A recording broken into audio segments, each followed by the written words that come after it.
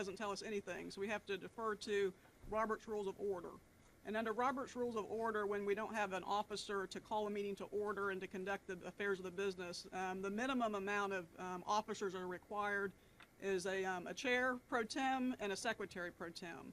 So the first order of business is one of the members has to call the meeting to order and then make a nomination for a chair pro tem that will run this meeting. The chair pro tem is only for this meeting.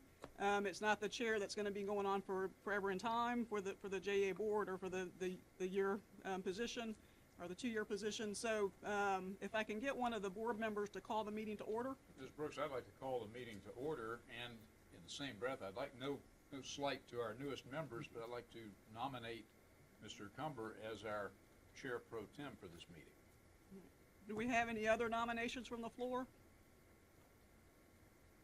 Seeing none, would you call the Call the question. To vote? All in favor? Aye. All right, so Mr. Cumber is going to run the activities of this meeting. He's going to sit at the head of the table. And if you guys will just reposition yourselves, and your nameplates are right there at the head.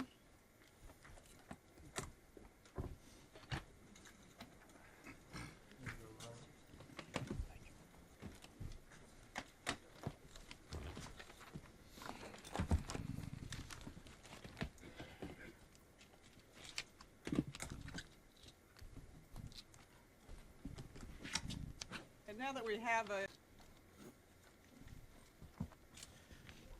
So we will call the meeting to order at 11:03 a.m. And Jody, you're going to have to work with me through the agenda today because I did not come in prepared to chair this. And so if I could ask everyone to please stand for a time of reflection.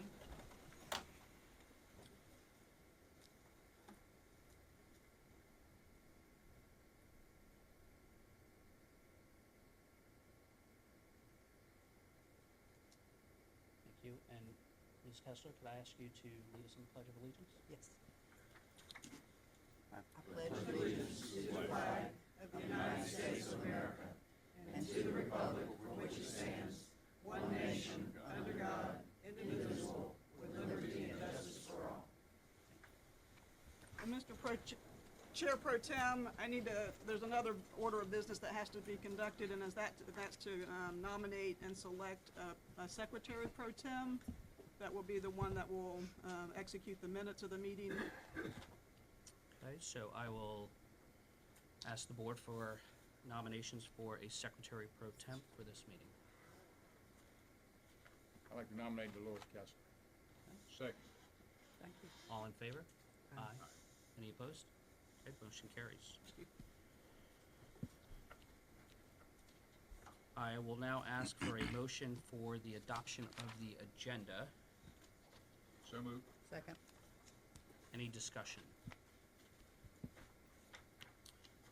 One thing that I did talk to Mr. McElroy about yesterday, that for agenda item B8, B9, I'd like to just propose as we pass this agenda that we also include, since it will come up at the November board meeting, the FY15 CEO incentive pay and just the process for that, as well as the FY15 pay for performance for JEA employees, since that will come up in November as well, just so everyone understands the process.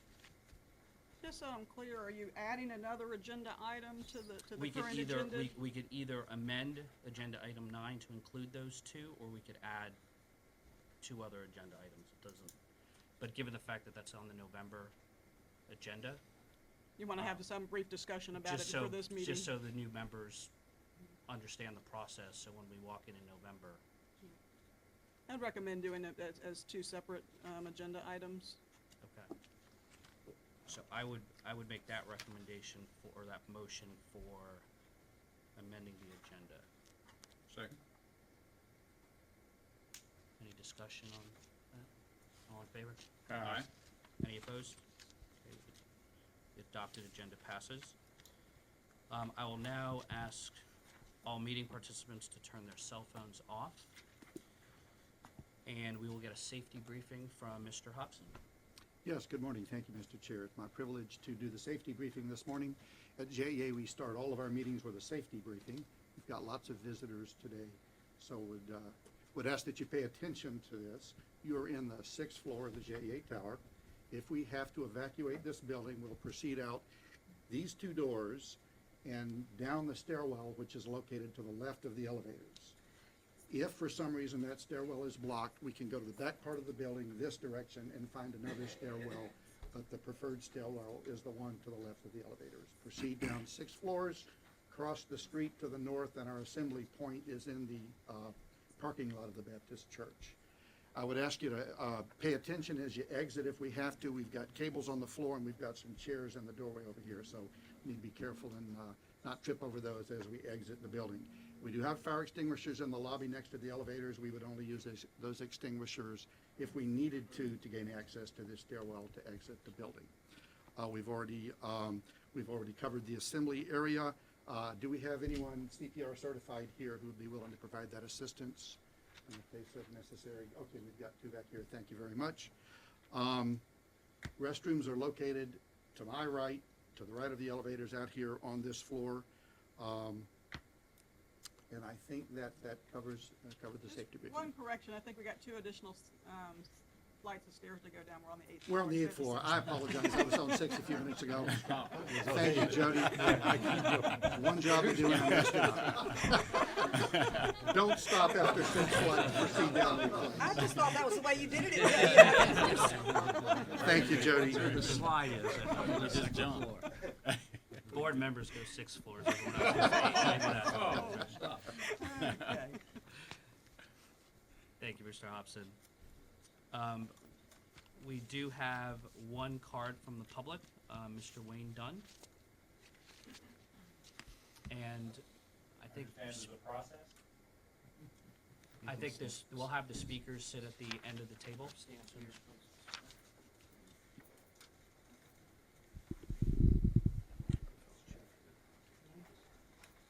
I just have a question for the board or for the management to try. I would like to try to determine what our production efficiency is as a utility. In other words, how many BTUs of coal do we burn versus how many kWh of electricity do we sell? So what is the production efficiency at the plant, and what are our parasitic losses in the delivery to the end users?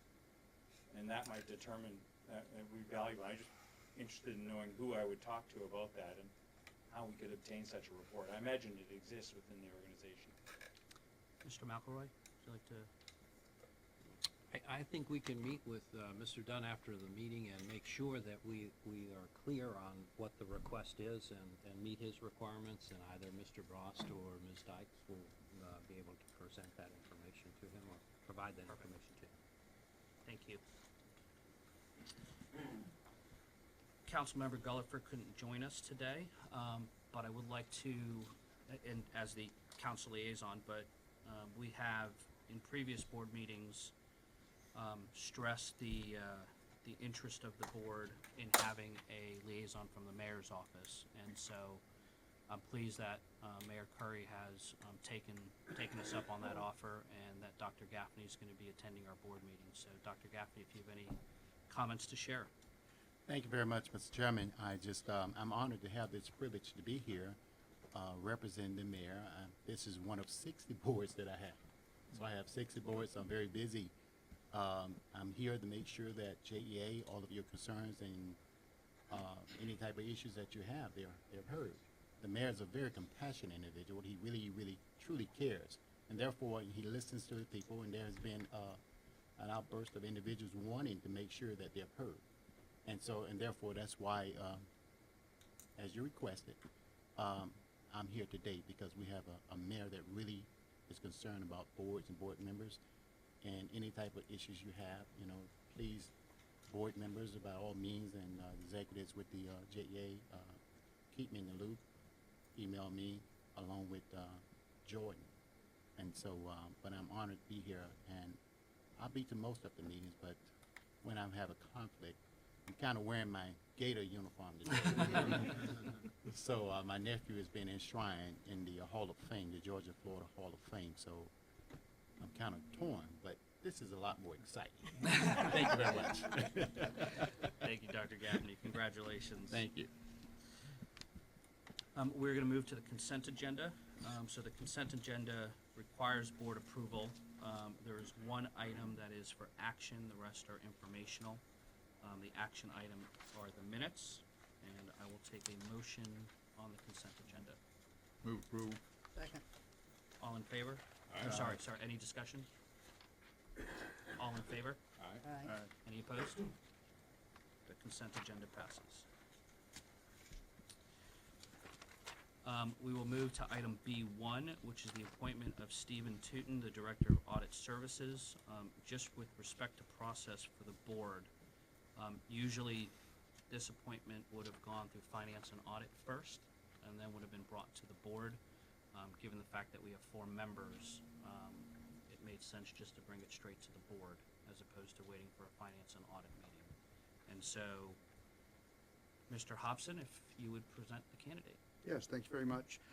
As described in your agenda package B1, we are requesting board approval for the appointment of Steve Tootin as our Director of Audit Services. As you probably know, this position reports administratively to the Chief Compliance Officer, but as dotted lines to the CEO and the Finance and Audit Committee of the board.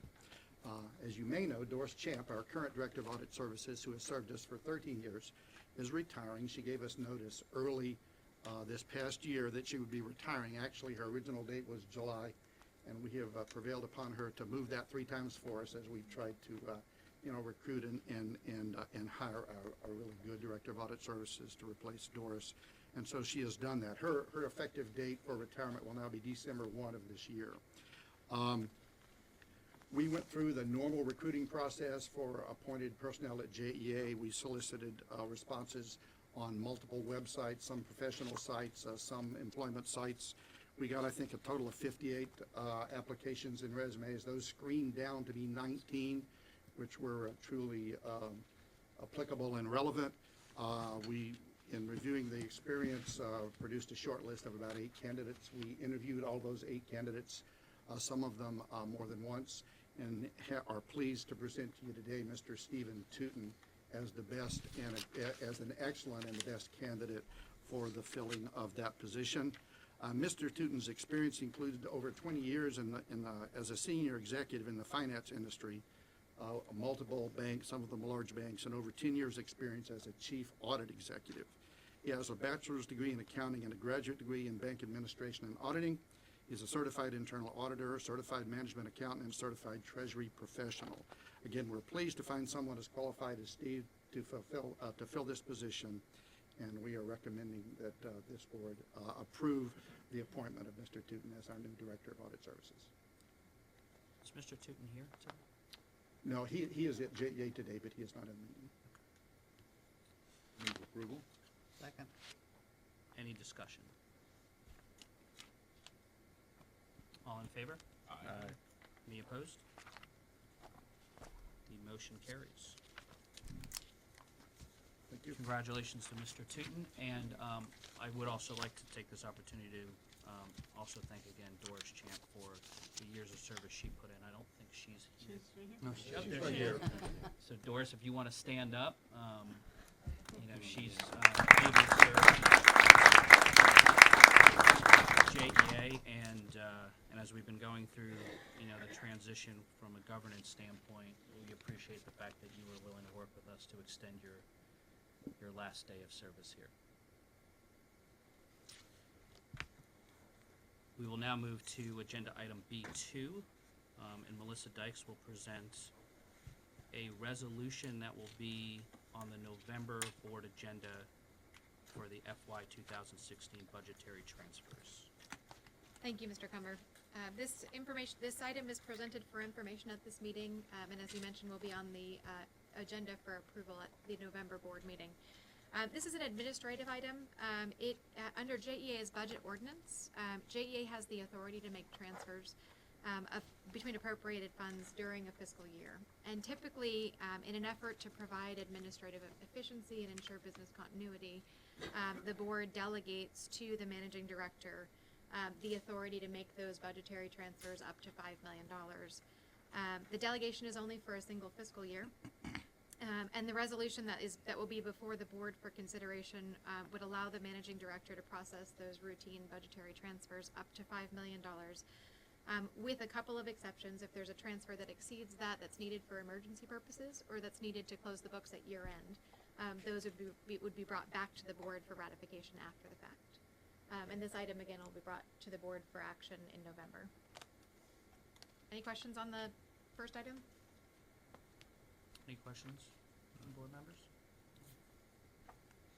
Okay, then we will move on. I think, Ms. Dykes, you've got agenda B3 as well, which is the revolving credit facility for operational capital purposes and liquidity, and this will also be on the November board agenda for action.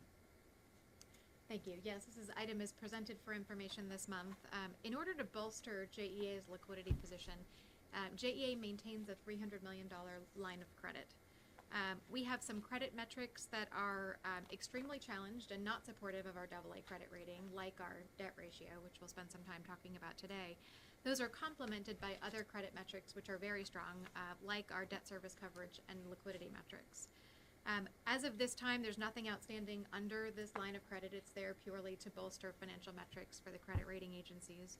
And we don't anticipate any borrowing under this line of credit. We have a solicitation that's out now to solicit new providers of this line of credit, which expires in about 11 months. And we would bring back to the board next month the authorization to enter into an extension with the same or a new provider under this line of credit. Any questions from the board? No. Okay. Then we will move on to agenda B4, which is a JEA early debt retirement update. Ms. Dykes? Thank you very much. Sorry, this seems like the Melissa Dykes show this It morning. is. We item number 4 is a great story. Our balance sheet is extremely challenged, and it's a continuing challenge from a credit perspective. Our debt to asset ratio is significantly higher than our peers at our AA credit rating. And under our Moody's scoring methodology, they break down each individual component of a credit score and they assign a rating to each component to get to an aggregate score. Under their credit methodology going into this fiscal year, the credit score associated with our debt ratio is a BAA, as contrasted with our AA credit rating, and that gives you a sense for the importance of the other complementary financial metrics that we have at JEA. But the great part of this story is that in the last year, we've been able to pay down $433 million in debt. And $264 million of that was regularly scheduled debt payments. $169 million was early retirements that we were able to do in the last fiscal year. At our peak, JEA had $6.4 billion in debt. That was back in 2010. As of 9/30, the close of the last fiscal year, we're down to below $4.9 billion. So it's very significant progress toward having a healthy balance sheet. We continue again to be challenged at this metric, but we're really moving the right direction in a very positive way. At our peak, our debt to asset ratio in the electric system exceeded 90% back again in 2010, and now we're below 70%. So making very good progress toward a goal of having a healthy balance sheet, which would much better position us to be able to tackle the big environmental regulations that are coming our way. Great. Thank you. Any questions for Melissa on that item? Melissa, you're still up. Agenda B5 is the 5-year financial assumptions and projections, taking us through fiscal year 2019. Great, thank you. This item is presented to the board each year, and it's an opportunity for board members to provide us with feedback about the assumptions that go into building the financial projections that we then share with the financial community at the rating agency meetings that we conduct in December. So what we'll talk about in the assumptions portion of this today is assumptions around sales projections, overall debt repayment projections, and rates projections that go along with the sales projections that are in here. And I welcome feedback about any of these assumptions as we build our financial projections for our December meetings. To set some context around sales, okay, that works. To set some context around sales, This is information that was provided to us by an internationally recognized management consultant, and what this page does is in the electric industry compares electric sales in the United States in 2013 to sales in 2035. So this is a very long-term look at what their view is going to happen to electric sales nationally. Their projection is that between 2013 and 2035, we'll see a 24% increase in electric sales due to economic demand growth. So slower than historical growth numbers, but pretty consistent with that growth rate. What's sobering about this projection is that they also are expecting to see a more than 25% decline in electric sales between 2013 and 2035, solely due to energy efficiency and distributed generation. So that net, this consultant is projecting that in 2035, United States electric sales will be below sales in 2013. That's pretty sobering. Whether you agree with the projection or not, it's a pretty bleak look at the outcome in terms of sales for the electric utility industry, and just indicates just how much the market is changing. For JEA specifically, this is a look at historical unit sales for both the electric system and the water and sewer system, along with our proposal for a sales assumption for the coming 5 years, which will be used to build our financial projections. Starting with the electric sales, it's divided roughly into 3 time frames that we talk about when we look at history. The first is the time period leading up to 1998, where we saw an annualized growth rate of 3.6% every year. That's consistent if you look back 100 years in the industry. The industry grew 3 to 4% every year for 100 years. Between 1998 and 2008, that growth rate began to slow to an annualized rate of 2% a year. And between 2008 and the end of our projection period, we're actually seeing an annualized growth rate that's negative 0.7%.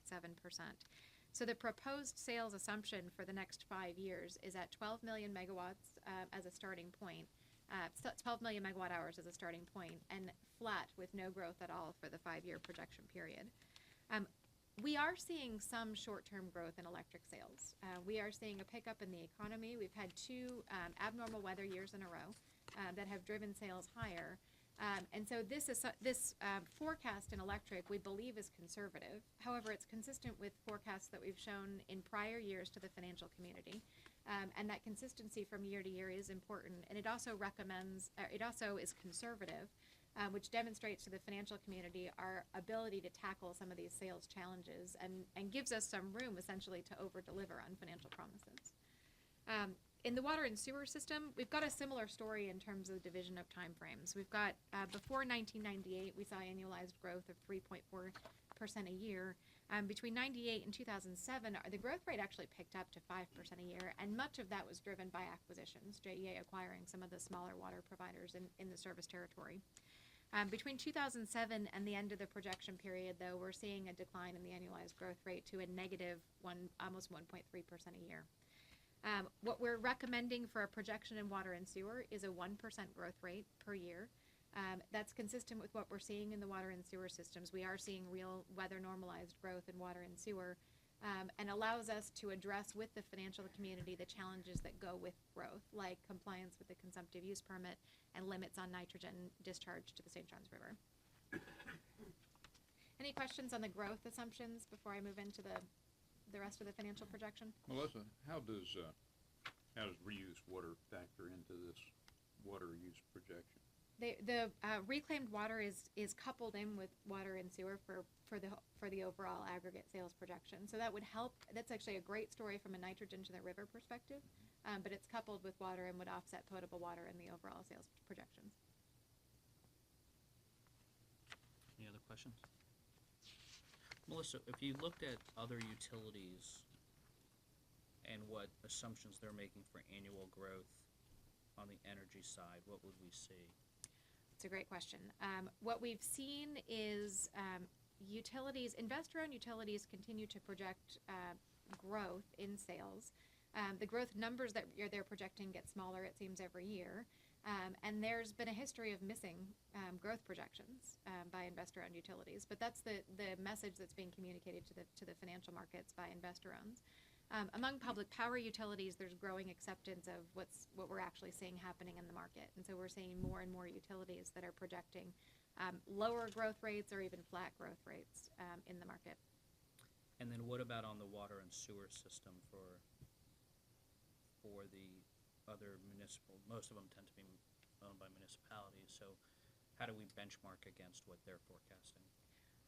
From the forecasts that I've seen in the water and sewer system, we're pretty consistent, although I'll flag that it's very region-specific in terms of growth.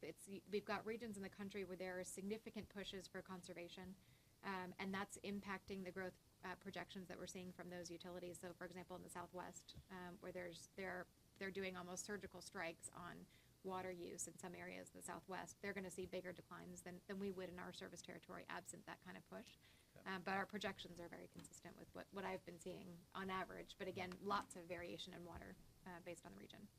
Thank you. Just a little additional background on that. If we look at Northeast Florida and the 6 utilities around there, we work very closely, and they've seen about the same trend in terms of reduction of water, about 20% overall. And I think that trend actually gets into Central Florida a little bit when you really look and balance off the growth and adjust it for growth.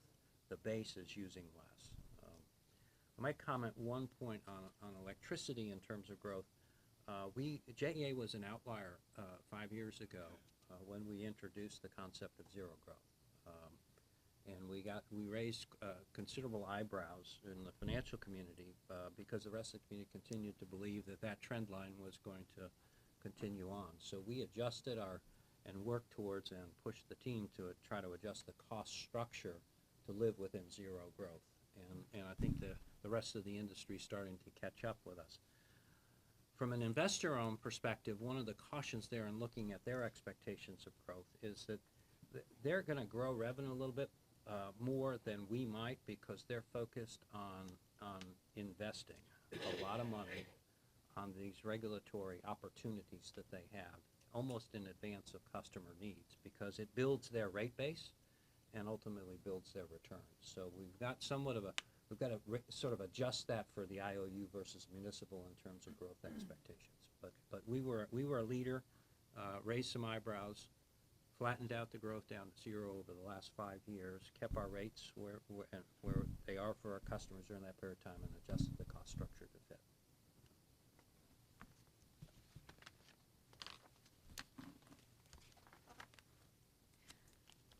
What we do when we develop a growth projection is then plug that growth projection into a financial model and produce what our prediction is for what those growth numbers mean for our overall rates.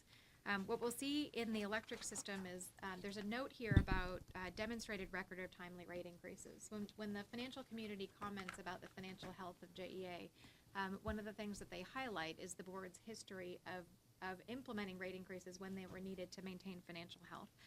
And they view that as a significant credit positive. In terms of the projection going forward, we're projecting stable base rates in electric for about 8 years. And toward the end of the projection period, given the flat sales projection that's in the financial model now, we are projecting a future revenue requirement toward the end of this 5-year period. In water and sewer, with flat rates, we are projecting a stable base rates for about a 10-year period. Any questions about impact on rates?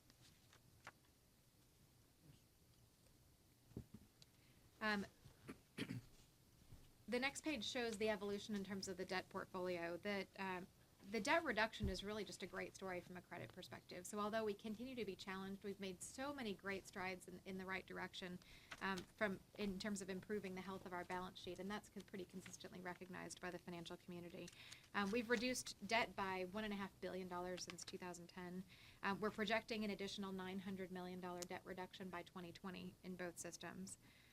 Just for context, though, and to illustrate that this is a continuing problem or challenge for us, with no more depreciation, our debt would have to be $722 million lower in the electric system just to get to the median of where our peers are. And of course, we do continue to depreciate year to year, so it's going to take time for us to get to a healthier balance sheet position. Similar story in water, it's almost $200 million lower that we'd have to be at the debt-to-asset ratio that our peers have at our credit rating. And the last page is just a summary of the assumptions that will go into building the projections. What's presented here for discussion is a 0% growth rate in electric, 1% in water. Stable base rates until 2020 in electric, and stable base rates for the projection period in water. No new debt issuance, and in fact, a $900 million debt reduction. Stable O&M, debt service, and city contribution with appropriate year-over-year variances, and stable liquidity and coverage metrics to be able to preserve our credit rating. Great. Any questions? Melissa, Melissa, would, may, oh, I'm sorry, go ahead. I was gonna- Melissa, could you comment in terms of the rate structures? When we look at the electric system, we have two large components of rate, fuel and base, and then the water sewer business in terms of its rate structure and maybe that fixed variable component. Sure. In the electric system, our revenue is about 95% variable. It's about 5% fixed, but when you look at our base expenses, it's approximately the reverse of that. We're almost all a fixed cost business in electric, and so that mismatch has been significantly challenging for us as you look at the 11% decline in sales off of our peak that we've been facing. It's a mismatch that's not just a problem for us, it's a mismatch across the entire industry. And that rate structure that we have in place now is a rate structure the electric utility industry has used since the 1890s. But it's one that relied on 3% per year growth, and that model is gone. That model is fundamentally changed. So one of the things that we're exploring is how we can get a better alignment between our cost structure and our rate structure. And perhaps send a better signal to our customers about efficient use of the system to improve the overall asset utilization. It's an opportunity for us to keep our costs low and translating that into keeping rates low for customers if we can get that alignment. But it's something we've been at work on for about a year and a half now in terms of exploring a rate structure. We've been building a pilot internally to roll out a demand rate structure for residential and small commercial customers. It's a rate structure that's commonly used for large commercial and industrial customers, but it's one that would send a signal to our customers about their efficient use of the system, wetting up the peaks in their use with the pricing signals that they receive. But it's also one that could help with revenue stability for the system so that we're able to capture and appropriately distribute costs around a peak, which is ultimately what we build the system to serve. Every time an individual customer turns on the lights, the power needs to be there. Every time a customer wants to load up their dishwasher and run it and turn on the oven and fire up their clothes dryer and whatever other things they may want to be doing all simultaneously, we have to be there to serve all of those things instantaneously. So if we can price signal around what we have to build, then ultimately we can get a better alignment with our customers and keep costs low. And that's one thing we'll be bringing to the board for much more discussion in the coming months.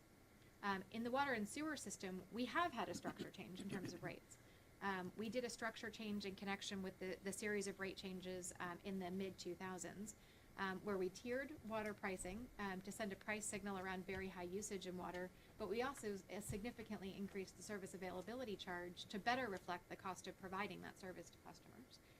So there was a higher fixed component of bills, a lower variable component of bills, and much greater revenue stability in the water and sewer system in spite of those big drop-offs in sales. We've had a very financially healthy system because of the rate structure. that's what I was gonna ask, so you kinda took it. Any other questions on the presentation? And, so why this is important is it obviously feeds into the presentation that management will build up for the December credit rating agency meetings. Yes. And so that's the purpose of making sure everyone agrees on those assumptions and projections. We'll move to agenda B6, item B6, which is the bi-monthly finance presentation. And Ms. Dykes, you are still up. Thank you very much. This presentation is provided to the board each month. It's presented to the board every other month. If there is, especially since we've got several new board members, if there's content that you'd like to see changed, expanded on, reduced, if frequency would like to be changed, that's all. I would welcome feedback on this information. We begin the presentation by talking about financial metrics, and these are year-end financial metrics. Our fiscal year ends September 30th. And so this is a report out on the financial performance through fiscal year 2015. Debt service coverage in fiscal year 2015 was up over 14 to 2.6 times. Days of liquidity, 303 days, of which 182 were cash, and our debt-to-asset ratio in the electric system is below 70% at 68%. So I think I promised my team to do cartwheels when we got below 70. I may renege on that promise in the interest of safety. Just to comment on the days of liquidity, our days of liquidity is significantly higher than last year. Most of that is driven by a fuel fund balance that was over the targeted balance through the end of the fiscal year. The board approved a fuel refund to customers in October, and that's currently going out to customers, but as we crossed over the fiscal year, we were still carrying that additional $60 million, which has now gone out of that fund. In the water and sewer system, debt service coverage is up to 2.8 times over 2.5 last year. Days of liquidity, 269 days, of which 149 are cash, and debt to asset ratio of 55% in the water and sewer system. You can see from the days of liquidity, the premium in the days of liquidity over the days of cash, the impact of that the line of credit that we talked about earlier on the agenda.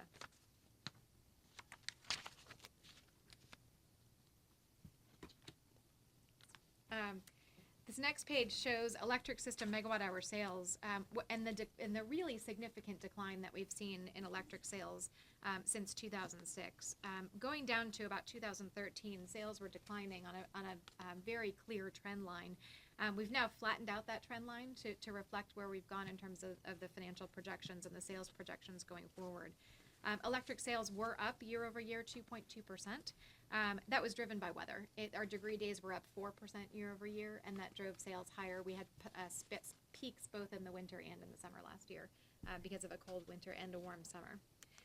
I did insert another page in the presentation for today that's not in your printed board books, but it's really just to provide some, if you can flip forward one, some context for this decline in sales and just how significant a shift it is for the whole industry and for JEA. This looks at megawatt hour sales in JEA service territory going back to 1979.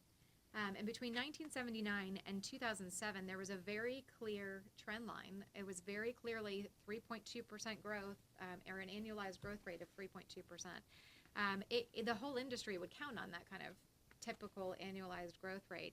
And there was just a significant divide in 2007 that shifted downward in the industry for JEA sales.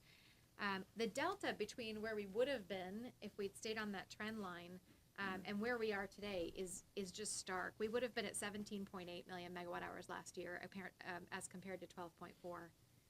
So it is a very significant change in the business, and it's one that's been a big challenge for us. In fact, the decline between 2007 and 2015 is 0.8% annualized.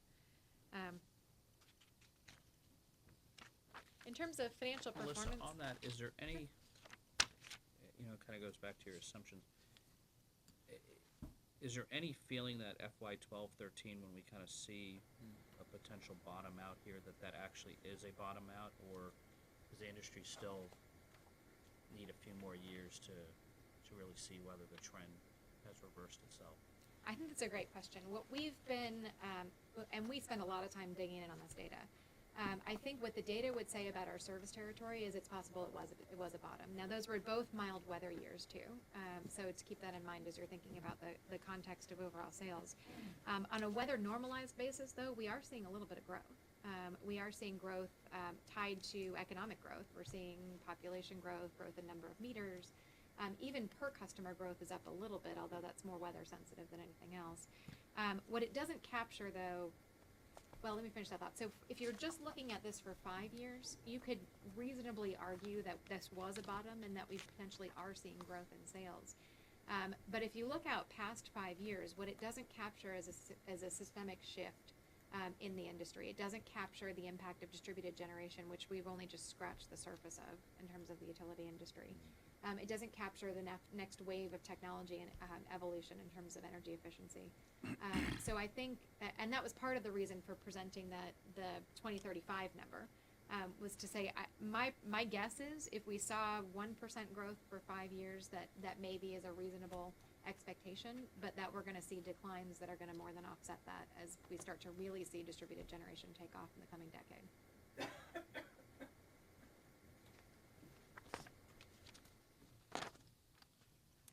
The next page shows a summary of the financial results and cost metrics for fiscal year 2015. We did see fuel revenue decline year over year and come in over budget. That's a reflection of the fuel credit that we provided to customers back in April. It was a $50 million fuel credit, and that was subtracted out of the fuel revenue line item. Total revenues, again, down versus budget by about $5 million because of that fuel credit. Fuel expense is such a great story right now. We've seen commodity prices lower across the board through the last fiscal year. And interestingly enough, natural gas really gets all the headlines, but coal prices actually fell more on a percentage basis than natural gas in the last fiscal year. So we really are benefiting, our customers are benefiting by that diversified generation capacity. The fuel fund transfers, again, reflect the fuel fund growth over the year, which is going to come down this month with the fuel credit. There was growth in O&M expenses in the electric system last year. That was primarily driven by one-time charges. We terminated a long-term service agreement and paid a one-time O&M expense during the last fiscal year, which has a payback of less than 2 years. So we'll see the benefits of that in the coming years in O&M expenses. We also had outage-related expenses. Pension, health insurance, and some bargaining unit salary increases were the primary drivers of that increase. Non-fuel purchase power, on the other hand, came down quite significantly, and that was driven by the lower fuel prices that we've talked about and a decrease in the expense at the St. John's River Power Park, which we jointly own with Florida Power and Light. Capital expenditures were $116 million last year against a budget of $129 million. Debt service, $175. That debt service was up year over year, primarily because of regularly scheduled principal payments. So it's furthering that debt reduction. And from a metrics perspective, we benchmark on non-fuel cost per megawatt hour, which includes both O&M and capital, and benchmarks to a per unit cost. We had a target back in 2012 of $54.73. That non-fuel cost per megawatt hour has declined every year, year over year since 2012. And this year we were $5.04 below target. Any questions about summary financials for last year? I know I went over those numbers pretty quickly. It's probably worth mentioning, Melissa, a little bit about how the fuel is kind of kept in a lockbox, and and how it can only be used for either a reduction in rates or or fuel credit, but really can't be used to pay down debt or any other operating expenses. That's thank you for the question. Our fuel is a separate component of our charges than the rest of what we collect from customers. We currently collect $43.60 a megawatt hour for fuel. I do think it's important for us to talk about because we are continuing to see fuel revenues exceeding expenses. So we did this fuel credit for customers this month in October, but the question will be raised again with the board about direction as to additional fuel refunds versus rate reductions in the future. And as Mr. Cumber mentioned, our fuel revenues are essentially lockboxed. They are, from a regulatory perspective, fuel revenues can only be used for fuel or fuel-related expenses or be refunded back to customers. So, the way, at least I think about it, is we're sitting on the ratepayers' money, that we don't have any other options to do with. And but we have talked about how we potentially, as we think about fuel credit versus rate reduction, how we couple that with being able to get a higher part of our bill being non-variable, and whether we make that decision all at once as opposed to continuing to make a decision on the fuel credit side versus a rate reduction, but not looking at it in the context of the overall rate structure that we have on the electric side. Thank you. Flipping over to water and sewer, this is a similar picture on water and sewer sales. Sales were up in the water and sewer system year over year, 6.4%. And what's interesting about that sales increase is it's generally not supported by precipitation data when you look at the year as a whole. Now that said, we got a fairly large boost in sales last year when you break down that precipitation. I'll get that word someday. When you break down that data by month, what you saw is some dry months that were also hot months, which drove sales up year over year. We also saw economic growth. We're seeing some expansion in the water and sewer system. And we've embarked on a large meter changeout program, which is also boosting sales in a measurable way. And again, I've provided this page, if we can flip to the next page, for additional context. The story is very similar to what's going on in the electric system. If you look back between 1990 and 2007, we had an annualized growth rate of 4.8%. But fast forward between 2007 and 2015, that annualized growth rate was negative 2.6%. And the delta between where we would have been had we stayed on that trend line and where we were in 2015 is about half. We would have been at 62 million kgals had we stayed on that trend line, and we ended up the year last year at 34. So a very significant shift in the industry. Luckily, we're supported by a rate structure that better matches our cost structure on the water and sewer side, so we haven't seen an erosion in financial health. Summary results for fiscal year 2015 in the water and sewer system. Total revenues exceeded budget in the water and sewer system, driven by the sales increase that we talked about, driven by growth and new customers, and driven by the timber sales that we embarked on last year. O&M expenses were up slightly over last year, with some of the same drivers as in the electric system: higher health benefit costs, bargaining unit salaries, and pension expenses for last year. Capital expenditures, $100 million against a budget of $130, and debt service of $101 million. That debt service number is lower than last year's number because of lower interest rates and because of lower regularly scheduled principal payments. And again, from a metrics perspective, we've seen those same year-over-year decline numbers in this in the target cost per kgal in both water and sewer. This year we ended the year at 46 cents below our target in water and 70 cents below our target in sewer. Melissa, why does timber revenue go under water and sewer? Because the conservation land that the timber was harvested from is owned by the water and sewer system. And that's historically had been owned by the water and sewer system? Yes. And we inherited that from the city. The conservation land, I believe, was purchased after this water and sewer system was transferred to JEA. When we went to pay for it, the water and sewer system had the money. Follow the money. Those were the days.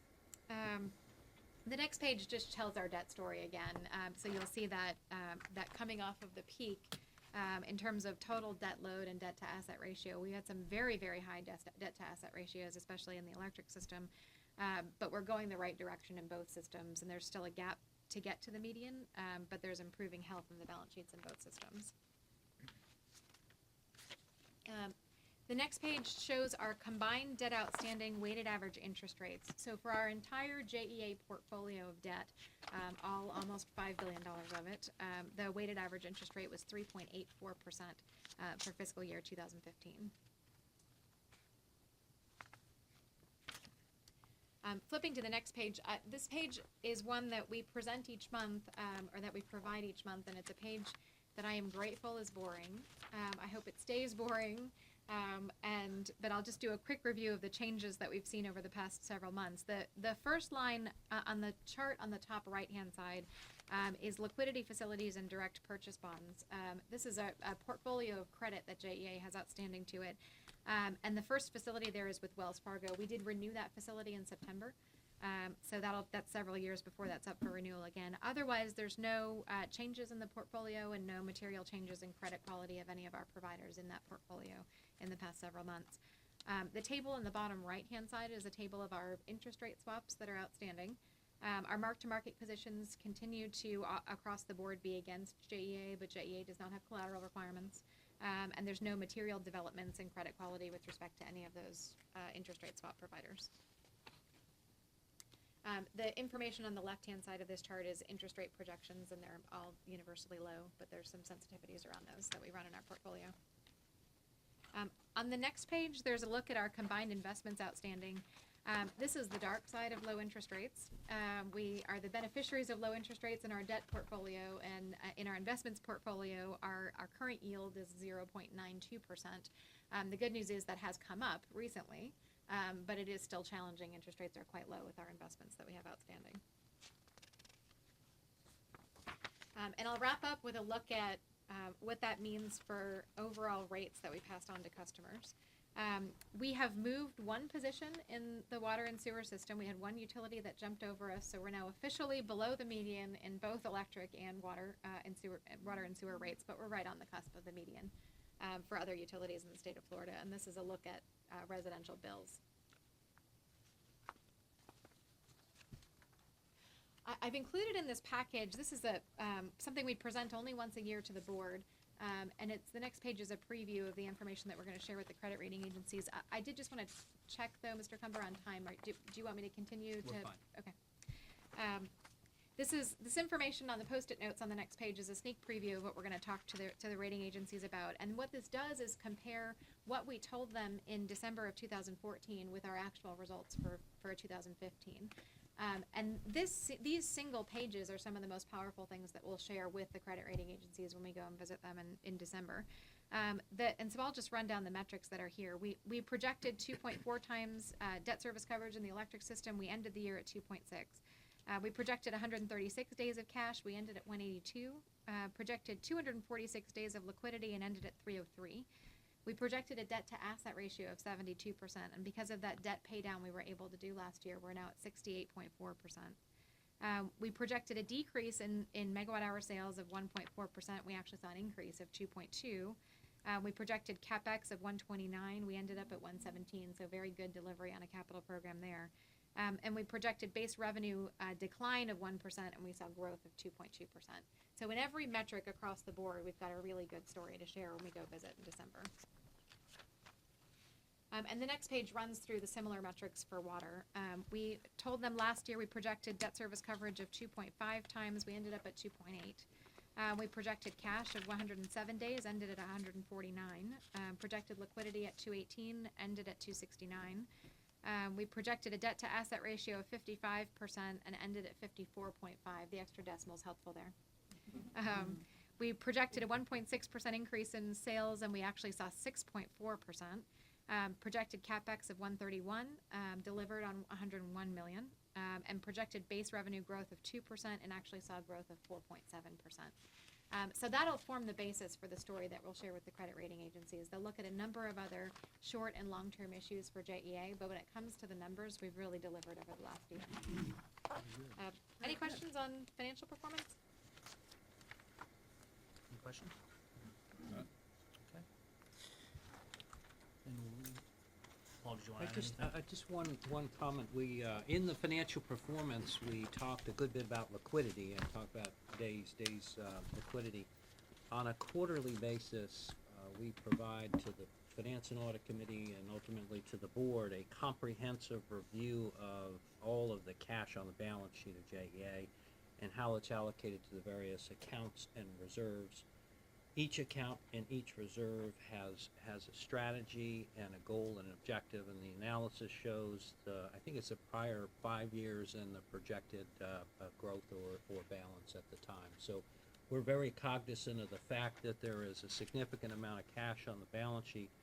It is by and large mostly restricted and tied to the bond or debt portfolio. And then there is a good bit that's available for fuel and for operating reserves and to be supportive of the credit rating. But it is a completely transparent report, and we try to, we deliver that on a quarterly basis to the board. We'll move on to agenda item B, 3B7, sole source and emergency procurement report. Mr. McCarthy? Do you want me to just do a quick just- summary on okay. this one? There's In the stuff. interest of time, I just wanted to take a minute to introduce John McCarthy, thank you, who's our Chief Procurement Officer and our Director of Supply Chain Management. We provide this report every quarter to the board. It details the emergency procurements and sole source procurements over the last quarter, but there were none the last quarter. So we will provide this report again in a quarter from now, but wanted to offer John's assistance if there are any questions about the last quarter. Any questions? Okay, thank you. We'll now move on to agenda item 3B8, which is the FY16 Organizational Performance Goals. Mr. McElroy? In the, each year, the organization lays out goals, high-level goals and objectives for the full JEA team to pursue. And we have, over the last number of years, coming out of the strategic plan we put in place in 2013, focused on 5 key goals. One on safety, which is very important to us in the very industrial and safety-sensitive areas which our folks work in. Customer satisfaction. Can I just interrupt you one yeah, second? Sorry. yeah, sure. My B8 was empty, so I thought you were handing something out today. Is there an extra copy?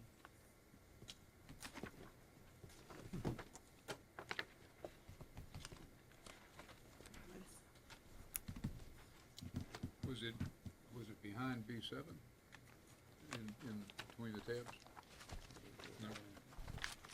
You know, I looked, I didn't have a B8. Okay, thank you. Does anyone else missing? I'm good. You're good? Okay, sorry.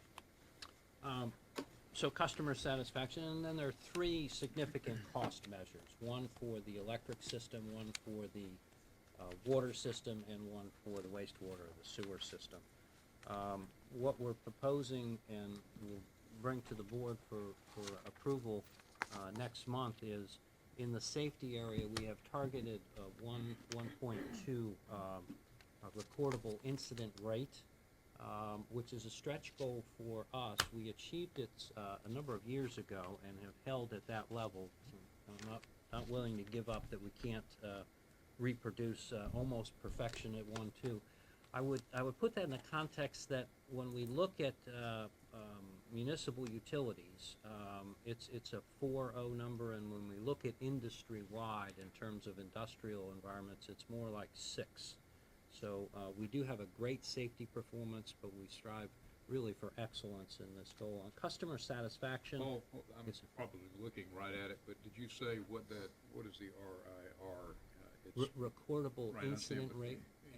in relation to, So it is the number of recordables per 200,000 hours Okay. of work. that's what I was looking for, thank you. In customer satisfaction, we've embraced the J.D. Power residential electric survey. This survey's been conducted now for 17 or 18 years. It encompasses about 140 electric utilities nationwide. There are subsets there between large and small and some regional, and we focus on the total nation. When we started this, we were 116 out of 121, so we were the bottom of the 4th quartile. We put a number of initiatives in place to improve our service delivery and performance and reliability, and have moved up into the bottom of the top quartiles. I think we're roughly 40 was the number. And so we plan, certainly when we look at the goal this year, to hold that goal at the bottom of the top quartile. One of the reasons there is there's nobody, we were recognized, JEA is recognized as the most improved utility in the 5-year immediate past history, and in actuality we did it in 3. And we've most improved in the 18-year history of the survey. So we've come a very long way in a very fast period of time, so the internal goal is to hold that position and really improve our standing by at least one utility. On the cost side, each system is broken down into a cost metric which really mirrors what we charge our customers for. We charge our customers for usage per 1,000 kilowatt hours, per 1,000 gallons in the wet systems. And so we've taken our costs for those systems and aggregated those and broke them down into per 1,000 kWh or kilowatt hours for the electric, and per 1,000 gallons for water and for sewer. And as Melissa pointed out early on, we set this strategic objective with the 2012 in mind, because that's our base pricing to our customers, and the underlying objective there was essentially to fight off any type of price adjustment or increase for our customers if we can keep our costs down or our costs declining at the same rate that our customers are declining in terms of the usage of our products, so we can be as productive as they are efficient. And we were very successful in the first, some big steps in the first couple of years and stay well under that strategic goal.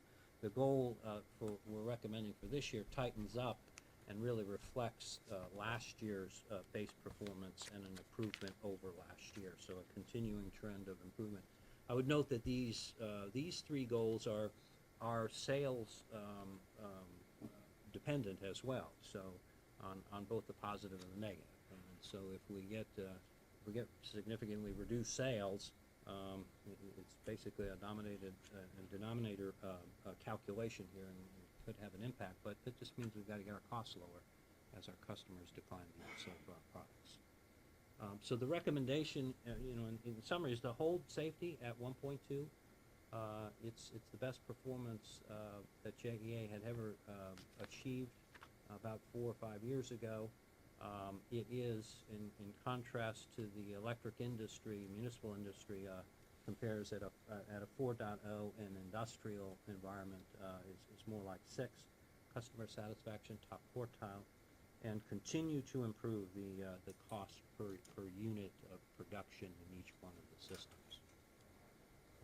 So that's for information, consideration, discussion. Are you tracking on the customer satisfaction? I think we noticed that there's a similar metric for commercial customers, and I think we're tracking pretty closely there too. Yes, in the commercial customers, we achieved first quartile status a little bit before we did the residential, but we'll hold that metric internally as well. We're not going to slide back. Any other questions? So this is going to come up for approval next month. Yes. Paul, do you want to walk through a little bit about, what the total incentive pay assigned to this is and how it gets, because, this is, I'd like for, if board members need more information as to how these numbers were built up, this is our opportunity to ask Paul and his staff to present backup for any of these metrics. So when we do come back in November, we feel comfortable that, the metrics are, I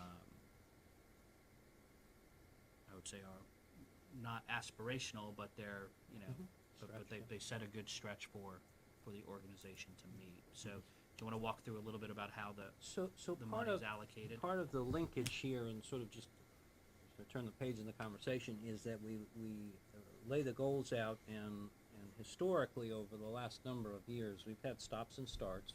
The last 3 years now we've had a performance pay component tied to the goals that we laid out, the goals and the objectives, and the performance pay in several years ago was for all employees to, if we achieved the goals laid out, there was a prescriptive payout based upon the pay grade, and in this last year, so we would bring to the board next time a suggested performance pay that would tie to these goals and objectives.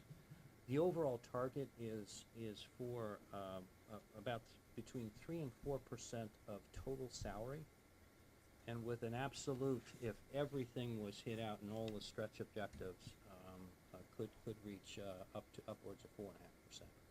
Historically, the payout's been roughly the 3 to 3.5% of salary. Do the unions participate in this? Yes, that was historically was across the board for both the union workers and the non-union workers. This past year, we changed the calculation in that the union employees had received increases through contract negotiations, and the appointed individuals had not, and we're working to move the appointed or the exempt salaried employees towards more of a performance-based component of their compensation. And so we included an individual component of performance for those employees that were not covered by the bargaining unit. There's roughly 280 of those, managerial and exempt throughout the organization. I'll just probably maybe turn to that in terms of 2015 as the agenda item that Mr. Cumber had suggested to just tie into this in terms of the total company. So what we'll do is recommend these goals and tie them to roughly a 3% performance payout for consideration. We'll also, at the next meeting, we'll have in December of 14, this performance pay plan was approved by the board. It had goals and specific and very prescriptive awards for certain performance. And it was for both employees in the bargaining units and employees that were exempt and managerial. The exempt and managerial had half of the payout was for the total company performance and half was individual. The plan in terms of paying out, we don't pay, historically JEA has had a policy. This is not a budgeted item in that no performance compensation is paid unless the budget is achieved. The expense budget, the operating and maintenance expense budget is achieved, and through better than budget performance or favorable variances, we create a pool that can be used and historically has been used to pay out the pay for performance. So irrespective of performance, we get a great performance, and in a year, if we do not achieve budget, there is no payout. So the first test is, did the organization achieve its operating and maintenance budget, and did it create a positive variance? If it did, then there is a pool that's established, and that pool starts at 95%, so it's not the first dollar. So you basically start at the first 5% of favorable variance stays with the company, the next 3 to 5 would go to the performance pool, and anything better than that would be with the company and ultimately its customers. So in 2005, we had a plan that was approved in December, received considerable discussion in the public this summer and fall. There was a high level of achievement of the plan, given the performance that Ms. Dykes had shared with us earlier for the year. And so what I plan to do is I will come to the board in terms of just following up on the December approval in the month of November with several suggestions. I mean, this is for consideration now for the payout. We'll have 3 proposals. One will have a proposal that will look like the board-approved item. The second proposal will be to make some modest adjustments, having heard what has been said in both in the public domain and in meetings with council and others in the community. And then the third would be some alternative adjustment that the board may want to make given its consideration of this issue, and so that'll be set up at the next meeting. Okay. So going back to the FY16 first, is there any information that board members need management staff to put together before next month's meeting in order to be able to move forward on a pay-for-performance program for FY16? Well, I assume you historically have gone over how these were analyzed and how they were. So did the board go over that last year as to where the numbers were derived? So the numbers. So each individual board, I can't answer that question because it depends on what each individual board member did outside of the meeting. And so, I don't know what the other 6 did to prepare for that meeting. So I think given the the attention being put on this, Right. as opposed to each individual board member, potentially getting the information they need to feel comfortable, I think it would be better that if we felt there was information we needed as backup to each one of these numbers, Right. it'd be presented to all the board members so everyone would have the same information. If we feel comfortable looking at last year's results and saying, you know, we're good with continuing to Right. move down, that's fine, but I want to give everybody the opportunity to, I don't want to walk into November's meeting and people feel that they don't have the information they need and the Understand. backup they need in order to vote on it.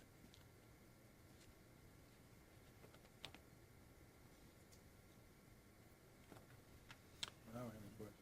And we can certainly meet between now and then and provide, you know, we're available for any answer and information individually on, you know, for information and clarification. So maybe what would be helpful, Paul, is just for each one of these, just something very simple as to, you know, just maybe historically how that, you know, how the number's been built up. Yes. And so what the math is, you know, when we say, here's the cost of a K-Gal, like, what's the formula that actually determines $4.01, just so everybody understands the math behind the number. Yes. And I think it would also be good just to have a little bit of benchmarking to understand what the other utilities, you know, what it costs, just so we have some context as well, potentially. We can, I mean, I can give the board the backup that we use to build up to That's these exactly numbers. what we need, yeah. Okay.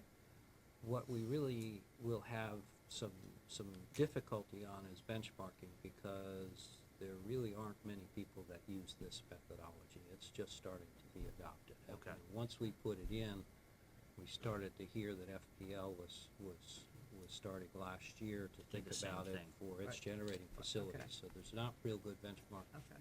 available, but we can certainly. Maybe just a backup as to how that Absolutely. would be great. Absolutely. Okay. That's So fair. what- That would be helpful. Understand it, so what you're saying is that these particular metrics that we're focusing on here may not be readily available from our competitors or from our the surrounding utilities? That is absolutely correct. Okay. And especially in the municipal space. And I'll, so the one challenge that I had in thinking about how to put an objective and a goal out there that really tied what was going on in the business and our cost was to really try to blend the sales and revenues of the enterprise with the costs. And I'll tell you that the industry, from a utility perspective, and when you think in terms of government thinks in terms of cost centers, and utility thinks in terms of costs and the allocation of costs. I get my budget at the beginning of the year as a cost center manager, even as a division manager, and I focus on my cost. And whether that produces a favorable or unfavorable outcome on the unit of production and ultimately the sales and marketability of that unit of production is something that is just not commonly thought of in the utility and government space. So I think we, But as it becomes yes, then more we'll, accepted, maybe I think it's a good suggestion. Absolutely. We see how we benchmark Yeah. or how we compare to the Yeah. peers. And as Melissa reminded us, this is largely localized too. From a weather, consumption, depends to a large extent on your weather conditions. yes, In both the power and the water and sewer. Yep. So I guess closer to home would probably be a better comparable than something out in Arizona. Or it would, not necessarily, because they should have sort of the same cost per unit. It might be, Cost. it might have some regional Right. differences in terms of overall cost, but well, I think it'd be helpful. yeah. And I think, just to give comfort, I think, in terms of to the board and really the community, we do extensive benchmarking in terms of all of our costs and all of our revenues. I mean, so we have books of benchmarks, and we look at that very closely. It's just the benchmarking with this metric will be a challenge to Right. get others' information. So when Gotcha. we look in terms of cost and cost, gross cost a megawatt, individual cost of service delivery by generation, by service delivery, by the lineman, et cetera. So we have all of that and look at that extensively throughout the operation. it's just when we get, again, we're trying to get to that higher level and then aggregating up and making sure that it's a meaningful benchmark number will be a challenging for a couple of years before we get better data with our peers. Any other comments? No.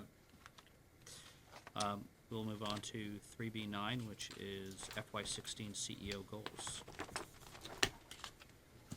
So I present really for the board a draft of goals for the CEO, and the context here is the board that provides a contractual arrangement with the CEO, and in that contractual arrangement there is a clause or a paragraph on a 15% performance compensation piece, and in that it's based upon goals and other evaluation of the board. Over the years, we've become fairly prescriptive in terms of trying to establish the goals and the weighting. And so what I've tried to do this year in offering goals to the board for consideration is try to condense and consolidate them a little bit, but I think it covers all of the broad areas of the utility. The first two are really proxies for some type of income, and I'm comfortable with either one. I have a little bit of a bias or preference to the first one in terms of exceeding the combined annual net revenues, and that's a very specific number that's calculated in the financials, and it's on our debt service. It's the amount of net revenue available for debt service, contribution, and other activities. The next one statement is proxy for net income, and so that's an either or, and then followed by effectively executing the capital plan. It's a growing plan, and up to in excess of $200 million this year. Improve unit or utility reliability and environmental metrics, and we review those on a every other month basis with the board, those metrics. So those are updated bi-monthly, and there's a schedule attached to this that shows what those metrics are.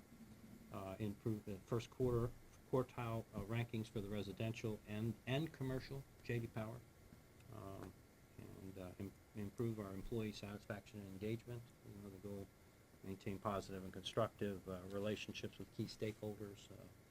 That is across the spectrum from both the legislative and regulatory agencies and people we deal with.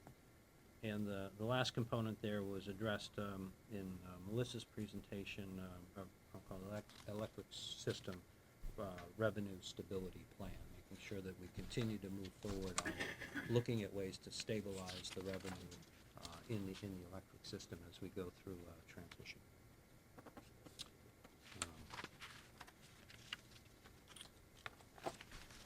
You have some backup for some of the Yes, just some of the goals. calculations of just the goals in terms of net revenue, and then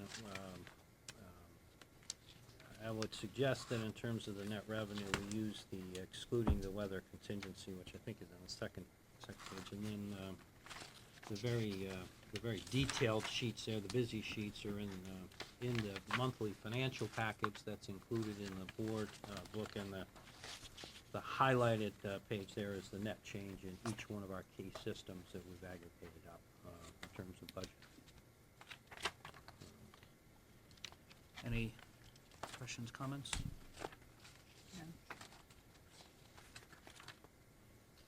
Looks like we're gonna be busy on November 17th. Well, it sounds like it, right?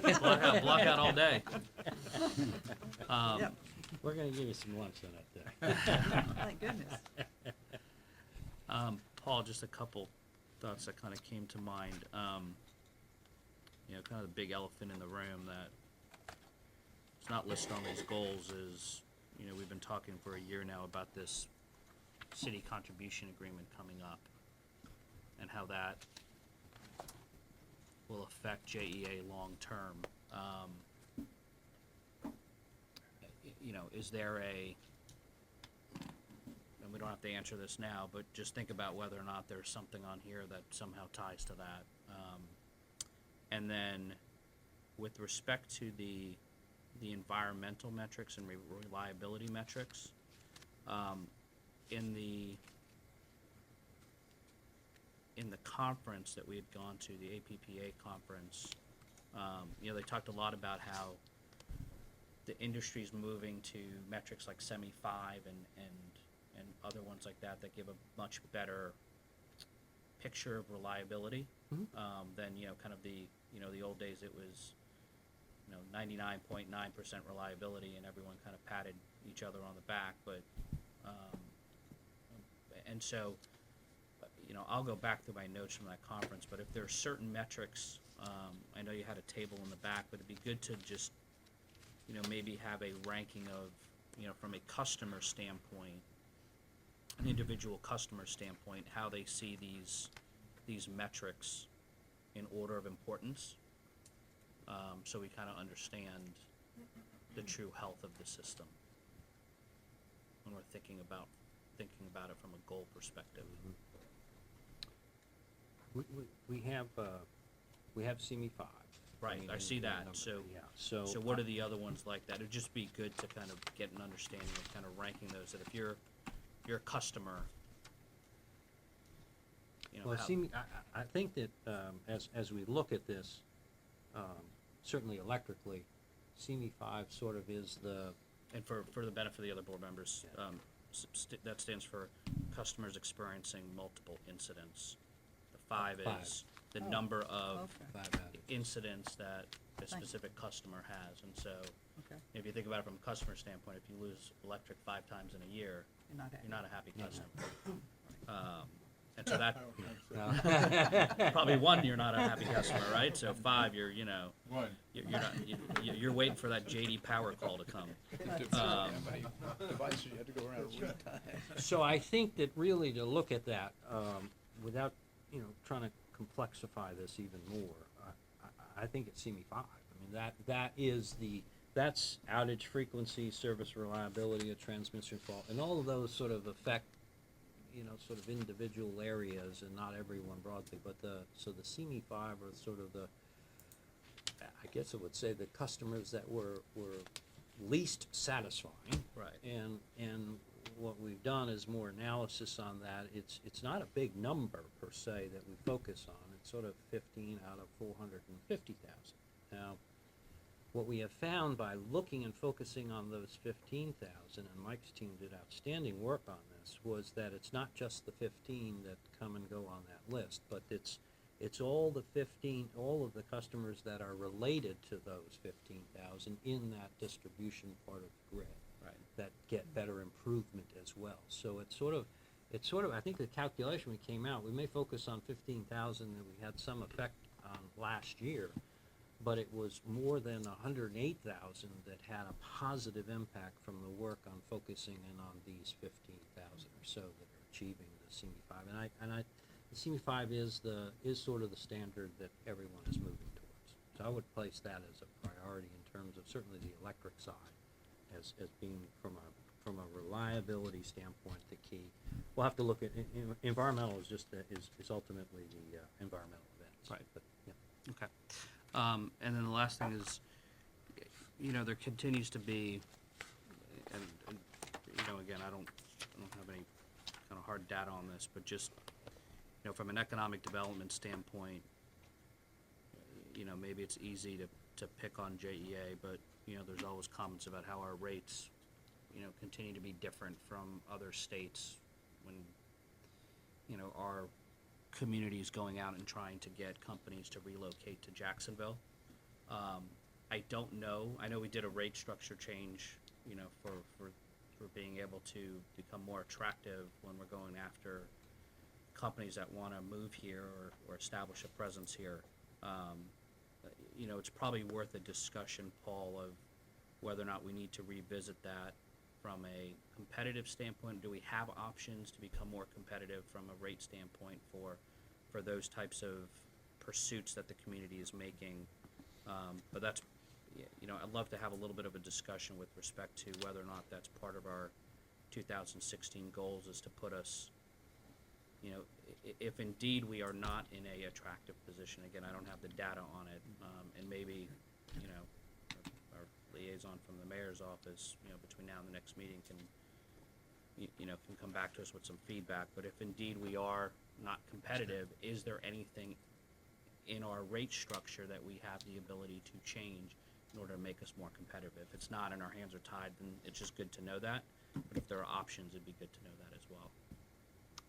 I think we can take that as a action item for, and I would say maybe not the November meeting, but to tee that up in a workshop in terms of rates and really economic development, because it really, you have several areas that you look at, local and then statewide competition, and then you look at regional, and each one of those have differences in terms of the structure of our rates and reasons why they're different. Florida is very different than Georgia, and so all of the Florida utilities have that differential. Within Florida, there are differences too in terms of just structure, municipal and investor-owned, and then each entity has its own cost structure. So we have all of that information, and I think it probably would be helpful to put that in context.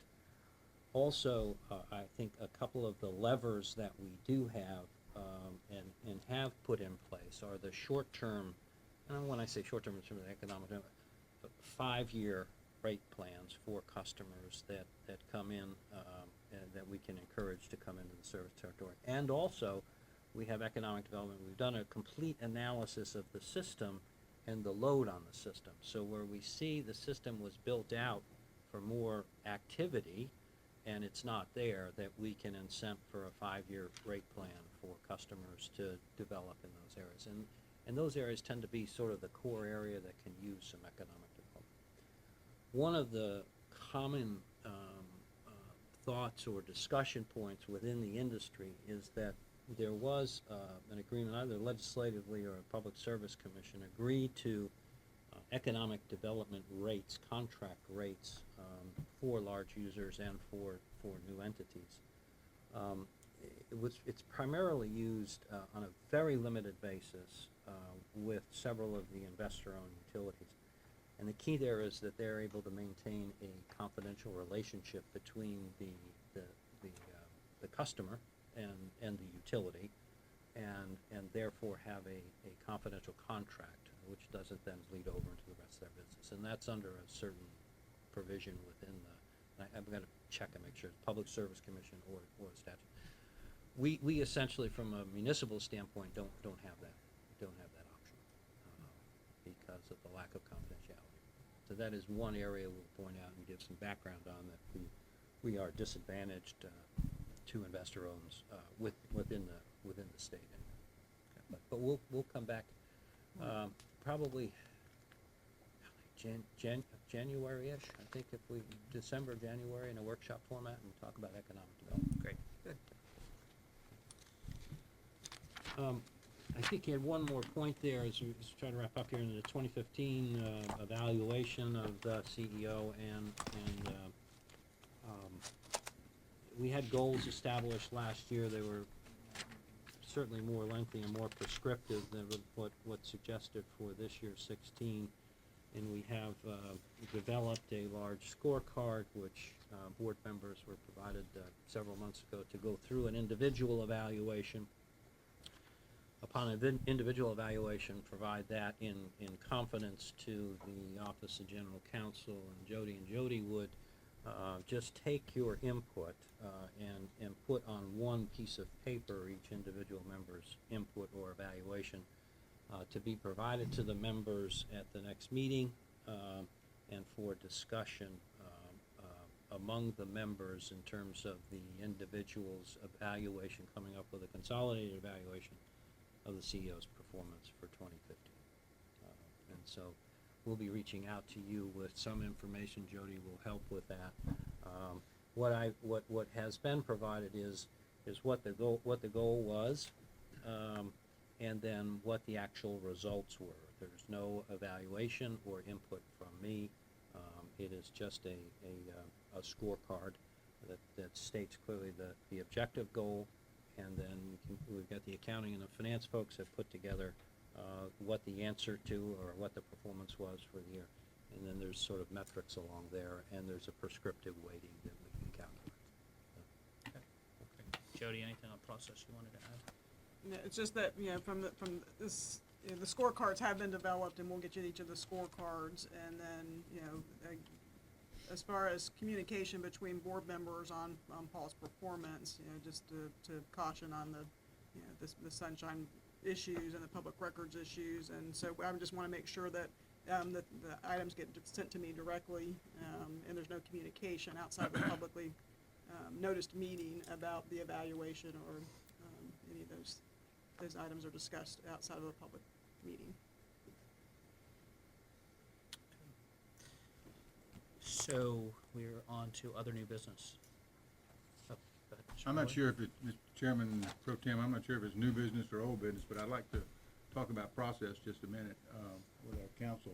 Let's do that. With all due respect Yep. to our sitting Chairman Pro Tem. I think I heard her say that we elected you for For the one meeting. for this one meeting, and I think the leadership in the next selection of the next chair is really pivotal here to get our board moving in the right direction. And I'd like to know, if possible, what you suggest that was a little awkward coming in and electing a chair. I don't think I've ever done that before. I would hope we have something a little Now you better. get a glass of water. First time for everything. That's right. All right, there is a first time Ms. for everything. Brooks, It's I hate pretty to put bad you when on I've got the I hate the to gold put you on book the out. spot, but- That's quite all right. Again, So this was just a one meeting. This was just a one meeting, and, currently, the board consists of 7 members, and right now we have 4 members that have been appointed and approved through council, and we've got Ms. Flanagan that's been, appointed by the mayor but hasn't been confirmed by council yet. So now we're gonna be up to 5 members, hopefully after the process with Ms. Flanagan, and so there's still 2 additional board members to come on board. So this is a policy discussion that needs to happen between the current board, the 4 of you, as to whether or not you want to go ahead and have elections of officers. When there's a vacancy in an office, the bylaws say that it may be, filled the next meeting, but the word may in there. But we definitely need to get a chair, a secretary, and a vice chair established for this board. But from a process perspective, you can keep doing the pro tem until you get a full slate, all 7 members are seated, or you can do it with just the 5 or just the 4. And it's up to you from a process perspective. If you want to nominate and go ahead and secure those positions, you're more than able to do that. Even at this meeting, if you'd like to do that, or if you want to wait again until you have at least the 5th member, or wait till for 7. At the next meeting, it would be another pro tem situation. Again, you'll stand up and we'll wait till we call the meeting to order, and we'll do another pro tem next meeting. And my suggestion would be to wait till that meeting and nominate and seat your officers next month. But that's just a suggestion on my part. From a process perspective and a policy call, it's up to you. Well, that's fine with me. I'm thinking about our December meeting is kind of a deadline. The December meeting with the rate.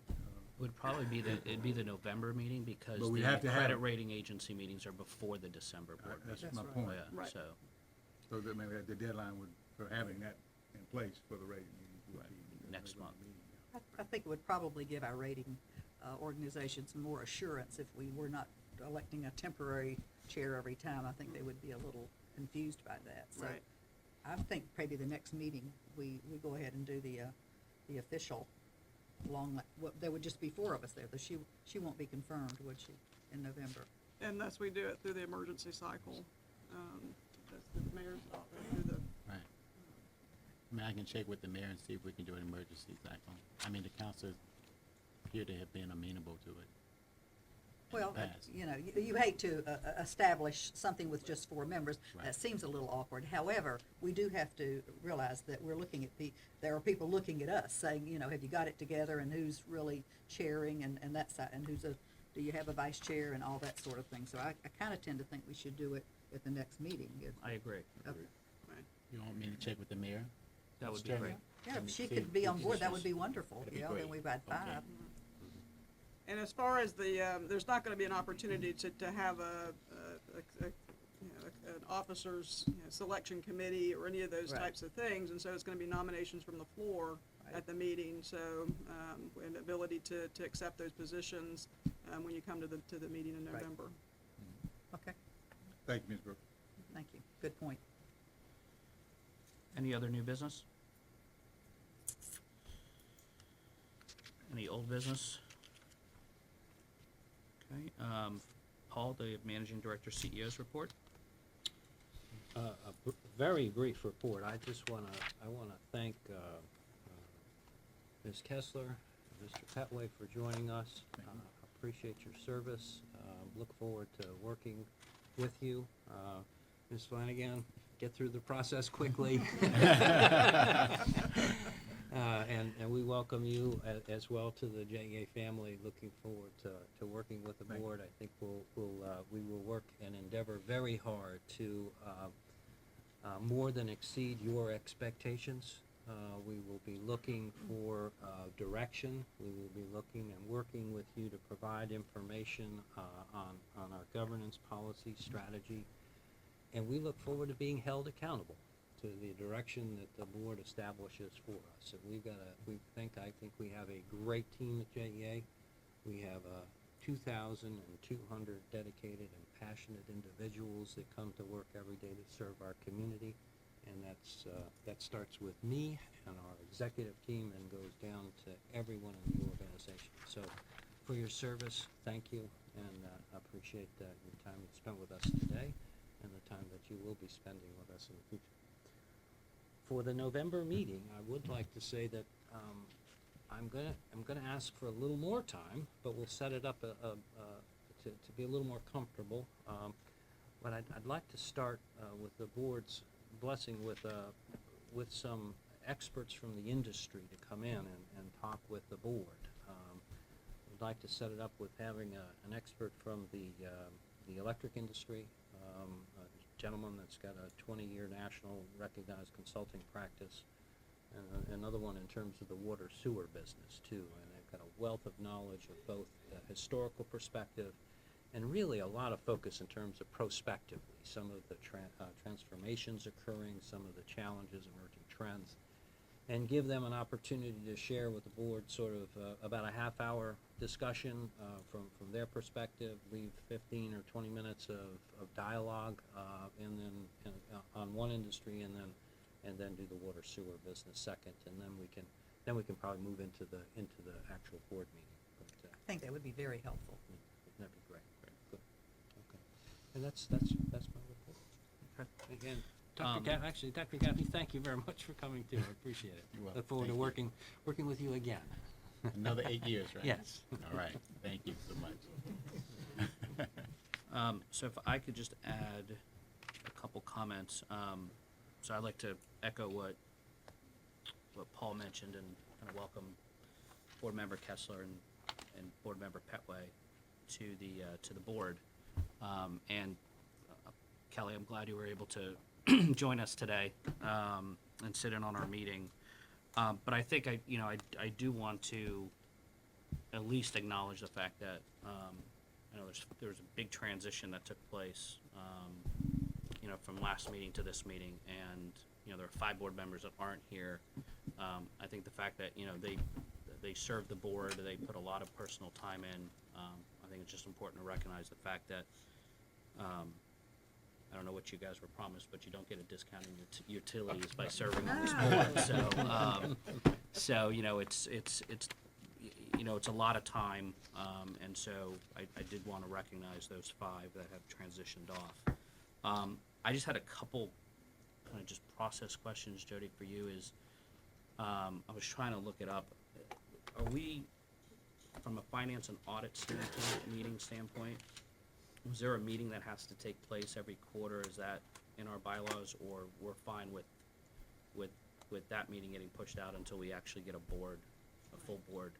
It's not a bylaw requirement from a quarterly perspective. The operating procedures, I'm I'm not remembering if it says quarterly. Do you know if it just, I'm sorry, for a year? 4 years. For a year. And so I don't think, if you have to push it back, Okay, I so don't think there's it's no, gonna be a so there's problem. no other issues with on the us convenience. having it, okay. Yeah. And then last thing I want to mention is I know that everyone rearranged their schedule to be here today for this special meeting, so we could meet the requirement for a meeting in October, so I appreciate everybody doing that to make this work. Are there any other announcements that anyone has? I have one question. Historically, when I've been on other boards, the chairman spoke for the board, and all the board members didn't talk to the press or didn't express their individual opinions out there. I didn't see that anywhere in the bylaws. I know it's a little awkward since we have a temporary chairman. Is that what you honor here, that the chairman speaks for the board, so you don't get 7 different opinions? Yes, it typically is, and we were in the process of drafting new bylaws that Right. would have potentially have a provision in there, but it's standard protocol that the chair speaks on Says behalf right. of the board. Right, good. I just wanted to be sure on that, so. Any other announcements? Okay, then I will adjourn the meeting at 12:41. Early.